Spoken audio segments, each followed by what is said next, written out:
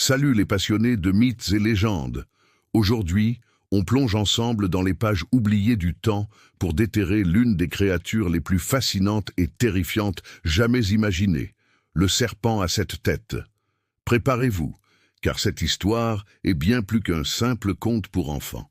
Imaginez un monstre colossal, un corps de serpent immense, mais au lieu d'une tête, il en possède 7. 7 paires d'yeux qui vous fixent, 7 bouches sifflantes prêtes à cracher du venin ou du feu. On retrouve cette créature sous différents noms à travers le monde, mais la plus célèbre est sans doute l'hydre de Lerne, un des 12 travaux d'Hercule dans la mythologie grecque. L'hydre n'était pas un monstre ordinaire. Elle vivait dans les marais pestilentiels de Lerne, en Grèce, semant la terreur et la désolation. Son haleine seule était un poison mortel, capable de tuer quiconque s'en approchait. Mais sa particularité la plus effrayante, c'était sa capacité à se régénérer. Pour chaque tête qu'on lui coupait, 2 nouvelles, encore plus féroces, repoussaient instantanément. Un véritable cauchemar pour n'importe quel guerrier. Vous ne trouvez pas? Alors, comment un héros, même aussi puissant qu'Hercule, pourrait-il vaincre une telle abomination? Ce fut son 2e travail, une tâche jugée impossible. Accompagné de son neveu, Iolaos, Hercule se rendit au repère du monstre. Il comprit vite que la force brute ne suffirait pas. À chaque fois qu'il tranchait une tête avec son épée, 2 autres surgissaient. La situation semblait désespérée, le monstre devenant de plus en plus puissant à chaque coup. C'est là que l'intelligence prend le relais de la force. Hercule eut une idée de génie. Pendant qu'il coupait une tête, il demanda à Iolaos de cautériser immédiatement la plaie béante avec une torche enflammée. La brûlure empêchait la régénération. Tête après tête, le duo travailla en parfaite synchronisation. Le sifflement furieux de l'hydre résonnait dans le marais, mais une à une, ces têtes tombaient sans pouvoir repousser. Mais attendez, l'histoire ne s'arrête pas là. Il restait une dernière tête, la 7e, qui était spéciale. On disait qu'elle était immortelle.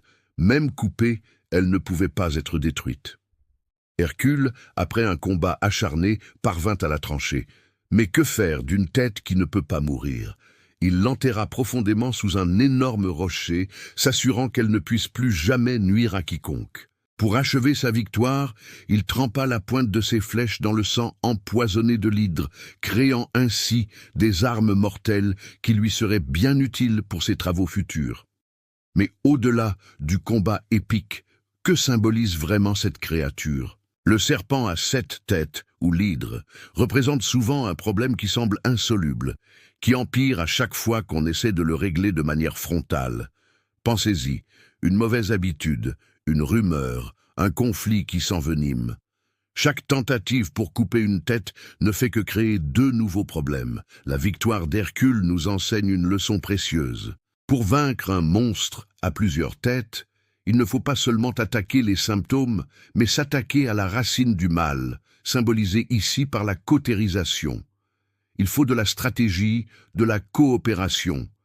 Hercule n'aurait pas réussi sans Iolaos, et une nouvelle approche pour empêcher le problème de repousser.